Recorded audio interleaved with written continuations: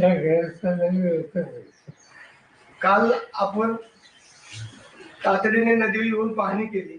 एवढं दुःख असताना सगळं तुम्ही फार वेळ बोलत तिथे त्या खाण्यामुळे फार लोकांना यातना.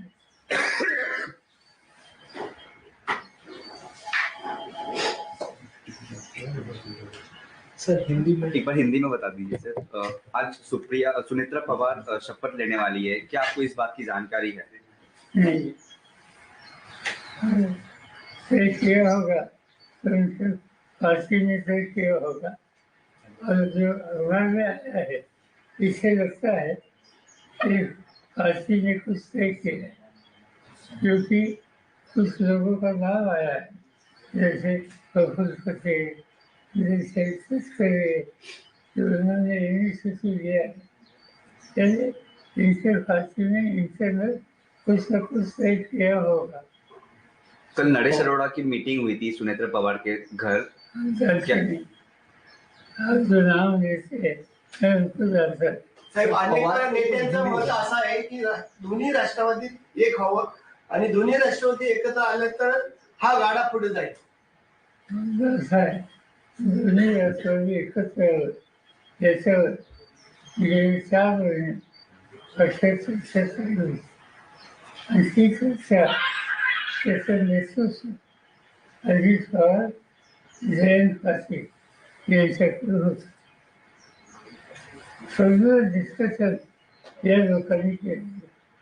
दुर्दैवानं त्या अपघातामुळे त्याला खंड पडेल असं शिक्षण दिसतं. काल साहेब खऱ्या अर्थाने तटकरे साहेब असतील किंवा भुजबळ साहेब असतील यांनी जी मुंबईमध्ये चर्चा केली याची कल्पना कुणाला देण्यात आली होती का? कारण मला माहिती मी वाचलं सकाळी. सर आपके परिवार की आपकी बहू महाराष्ट्र की पहली महिला उप मुख्यमंत्री बनेगी। हालांकि अवसर बहुत शुभ नहीं है, पर आप ही की परिवार एक तरीके से ये माइलस्टोन सेट कर रहा है। As a member of the family, what do you think about it? जो गया उसको ऑफिस ला नहीं मिलेगा। अभी आज ऐसी स्थिति में कैसे सामना करना, इसको ध्यान देना पड़ेगा। और इसीलिए कोई ना कोई तैयार होकर आगे आने के लिए, जिम्मेदारी लेने के लिए तैयार हो, तो इससे हम लोगों को कॉन्फिडेंस मिल सकता है. साहेब, जिल्हा परिषदेच्या निवडणुका झाल्यानंतर या दिल्लीमध्ये आणि राज्यामध्ये वेगळं चित्र दिसत. अशी चर्चा आहे की दिल्लीमध्ये सुप्रियाताईंना स्थान दिलं जाईल केंद्रामध्ये मोठ्या पदावर आणि राज्यामध्ये रोहित पवारला मंत्रिपदावर घेतलं जाईल. अशी चर्चा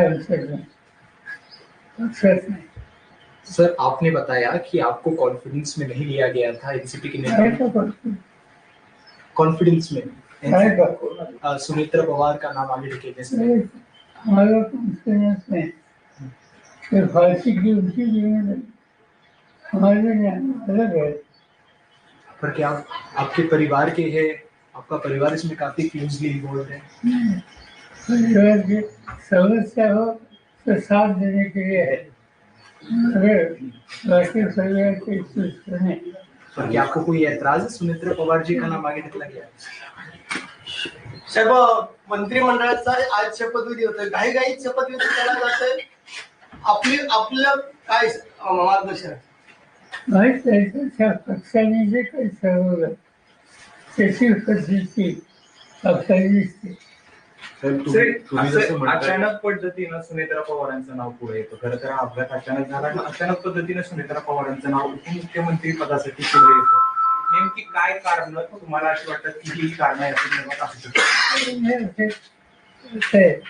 आणि पक्षाची जबाबदारी करणार असते ते गेले कुणीतरी यायला पाहिजे आणि त्याच्यातून पक्षाने निर्णय घेतलेले. सगळं मान्य आहे, पण किमान दुखवटा तरी पूर्ण झालं पाहिजे ना. एवढी घाई कशासाठी? कोण करताय सगळं?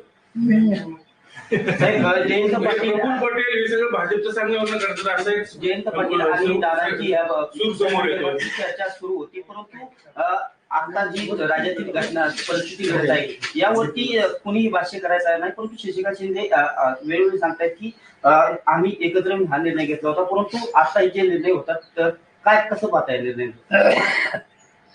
मला एवढं माहिती आहे की आमच्या पक्षात आणि अजितदादांच्या पक्षाने एकत्र काम करण्याची प्रक्रिया सुरू करावी त्याच्यात एक होत होता. सिरीज ऑफ दिस आणि निर्णय आत्ता जाहीर करायचा होता 12 तारखेला. आणि ही तारीख आधीची दिलेली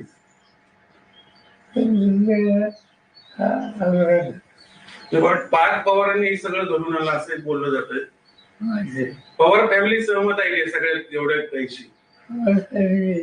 असा विषय चर्चा करतो. तुम्हाला किमान सांगितलं गेलं तरी नाही का की बाबा आम्ही असं असं करतोय? साहेब, एक मतप्रवाह असा आहे की 10 दिवस जरी या घटनेला अजून होत नाही, तुम्ही जसं म्हणताय की कोणाला तरी पुढे येणं स्वाभाविक आहे, पुढे येतील पण या सगळा कालावधी थोडा जर उलटला असता, कारण की ही कार्यकर्त्यांची भूमिका आहे, तुम्ही देखील कार्यकर्त्यांसोबत नेहमी राहिलेला आहात, फक्त हा कालावधी जो आहे हा थोडा जर पुढे गेला असता तर याच्यातनं एक अजून एक पॉझिटिव्हिटी असेल किंवा एक पुन्हा एकदा पक्षाचं नेहमीप्रमाणेच एक भूमिका असेल ती वेगळी राहिली असती असं वाटत नाही. आणि मी तुला स्वच्छ सांगितलं की आमच्या पक्षामध्ये दोन्ही पक्षामध्ये सुसंवाद राहावा यासाठी काँग्रेससाठी चर्चा सुरू होती आणि ती चर्चा पॉझिटिव्ह डिरेक्शनली होती.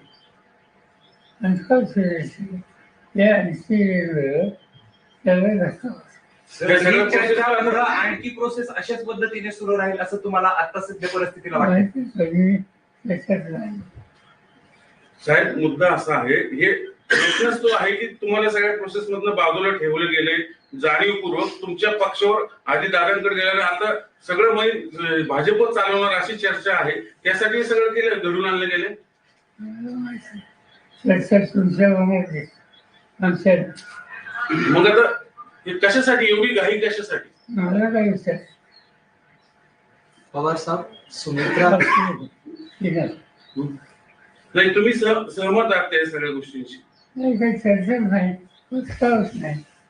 मग आता दोन्ही राष्ट्रवादी दादांची इच्छा होती, दादांची इच्छा होती ती खुली हवी ही आमची इच्छा.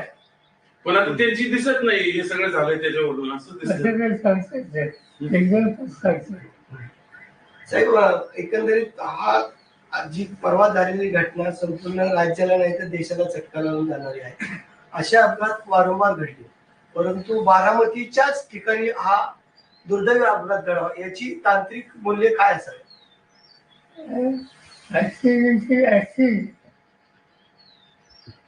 टेक्निकल सिच्युएशन क्या हो सकती?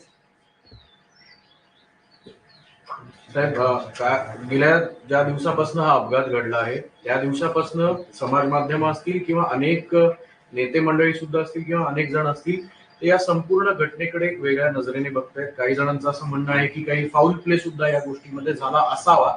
तुम्ही पहिल्याच दिवशी क्लिअर केलं होतं की हा निव्वळ अपघात आहे, पण जर तांत्रिक मूल्यांबाबत हा जरी अपघात असला तरी या चर्चा घडवणं किंवा या सगळ्या गोष्टी थांबवणं अपेक्षित कसं बघताय? सिव्हिलायझेशन डिपार्टमेंट जे आहे ते खोल्यात जातं. त्यांनी काल CIDC जाहीर केली. सकाळी दादांची आठवणी तुम्हाला कशा जागी करतात? दादांचं आपलं बोट धरून दादा पुढे आले, धावत गेले. मला सर, दादांची इच्छा होती दोन्ही पक्ष एकत्र यावेत, पण आता दादाच नाहीये. मग तिकडनं ही सगळी मंडळी कोण आता कोणाशी चर्चा करणार? ते ठरवते ना. हा निर्णय ही जी प्रक्रिया त्याच्यात आम्ही मी सांगितलं अजित पवार होते, जयंत पाटील होते. जयंत पाटील हे जाऊन विचार करतील तुला काय करायचं. तर दोन्ही राष्ट्रवादी एकत्र येऊ नये याच्यासाठी पण प्रयत्न त्यासाठी हे सगळं घडवलं गेलं असं एक बोललं जातंय. तुमचं काय हे असेल? बोलणं नसतंय ते आमच्या कारणाचं आहे. जी मंडळी दोन्ही पक्ष एकत्र आल्यामुळे त्यांचं महत्व कमी होणार होतं त्यांनी हे सगळं घडवून आणलंय असं वाटतं. अशी व्हायची असती मला त्या साहेब असं पण अनेक म्हणजे तुम्ही सहमत आहात या सगळ्या गोष्टींशी? साहेबांचा अंदाज असा होता आता आपण दादांच्या मिसिंग आहे.